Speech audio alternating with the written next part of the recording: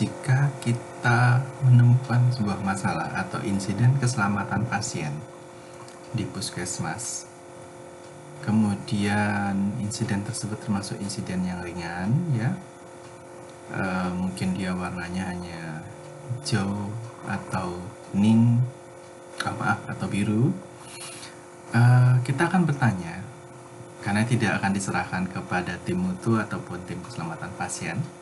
Dan biasanya insiden-insiden ini akan diselesaikan oleh kepala bidang atau kepala unit pelayanan itu sendiri. Ya, misalnya insidennya terjadi di farmasi, diselesaikan oleh kepala unit farmasi. Insidennya terjadi di rawat inap, maka akan diselesaikan oleh kepala unit pelayanan rawat inap.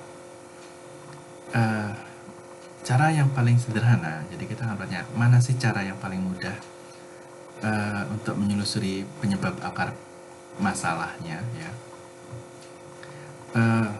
Maka penyebab yang paling mudah itu adalah yang biasanya kita kenal dengan 5 mengapa, ya. Nah, 5 mengapa atau bahasa kerennya 5 why, ya. Itu kita menanyakan mengapa, dan mengapa, ya.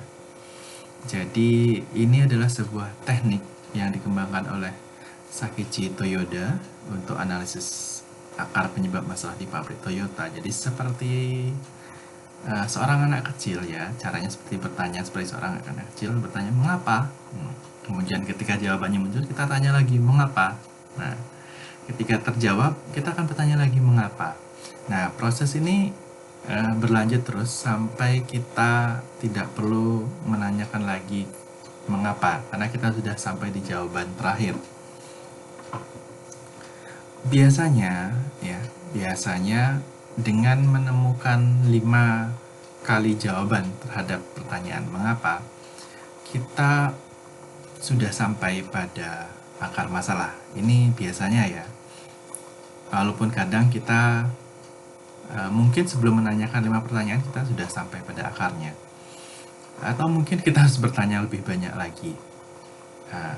Nah, cara yang sederhana ini disebut dengan dengan istilah 5 mengapa, karena kita selalu bertanya mengapa, dan mengapa. Saya contohkan di sini, ya. Misalnya masalah, ya, pasien tidak datang, jadi seharusnya pasiennya berkunjung pada saat itu, kontrol, ya, oleh puskesmas, tapi pasiennya tidak kontrol. Nah, mengapa? Nah, biasanya mungkin harusnya pasiennya diingatkan dengan SMS yang terjadwal atau di WA yang terjadwal, tapi ternyata WA-nya tidak terkirim. Kita tanya kenapa? Mengapa bisa pesan itu tidak terkirim ke pasien? Karena ternyata yang harusnya dimasukkan ke sistem, nah, itu belum masuk. Nah, belum dijadwalkan untuk diberikan pesan atau diingatkan kepada pasiennya. Terus ditanya mengapa pasiennya atau jadwalnya tidak dibuatkan, karena petugas yang melakukan penjadwalan, yang sering melakukan penjadwalan itu tidak mengerjakannya. Nah, mengapa petugasnya tidak mengerjakan? Bisa jadi petugasnya sedang tidak bertugas pada penjadwal yang di hari tersebut. Kemudian kita tanya mengapa dia tidak bertugas. Ya, biasanya sih mungkin dia sakit, berhalangan, dan sebagainya. Ya sudah, insiden itu selesai, seperti itu. Tentunya kita tidak akan menanyakan mengapa dia sakit, mengapa dia berhalangan, karena itu sudah tidak relevan lagi terhadap analisis akar masalah. Ketika kita memasuki yang ranah personal, itu akan berfungsi di bidang yang lain, misalnya bidang di K3, ya, keselamatan dan kesehatan kerja. Tapi di insiden keselamatan pasien kita sudah cukup selesai sampai misalnya dia sakit atau dia berhalangan.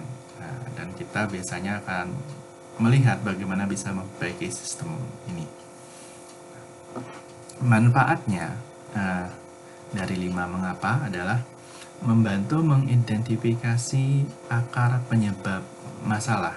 Jadi secara gampang, ya, menawarkan pemahaman tentang bagaimana satu proses dapat menyebabkan rantai masalah.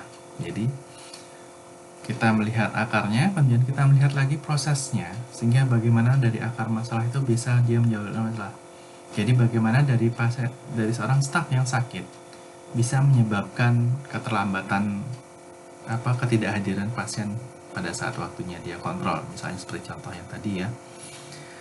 Kemudian membantu menentukan hubungan antara akar penyebab yang berbeda ya. Jadi kan tadi ada beberapa akar ya, 5 ya. Nah, kemudian ini efektif tanpa teknik evaluasi yang rumit.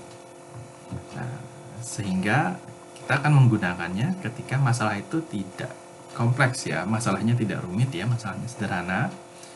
Kemudian masalah yang lebih kompleks, misalnya kalau ketemu masalah yang lebih kompleks ya pakai metode yang lain.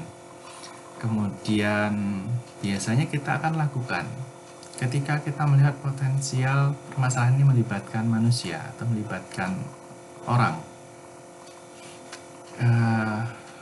Lalu pada analisis insiden keselamatan pasien di puskesmas, sering sekali 5 mengapa ini tidak dimasukkan ke dalam kelompok RCA ya, root cause analysis ya. Beberapa orang tidak masukkannya, tapi beberapa memasukkannya.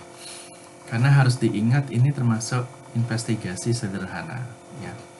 Jadi sebenarnya semua investigasi mencari akar masalah, yang mencari penyebab ya. Tapi banyak orang yang berpandangan bahwa RCA itu adalah untuk suatu proses yang lebih rumit, padahal sebenarnya tidak ya. Ini sendiri juga termasuk RCA. Jadi, tapi itu tidak penting. Teman-teman silahkan nanti mau ini dikategorikan sebagai RCA apa tidak. Tetapi saya berharap kita bisa belajar memanfaatkan di mana teknik 5 mengapa ini bisa diterapkan. Ya. Hindari untuk penerapan yang kompleks, atau boleh digabungkan dengan penerapan yang kompleks. Itu seperti apa? Nah, kita akan lihat di sesi yang selanjutnya. Oke, saya rasa cukup. Sampai bertemu di sesi berikutnya.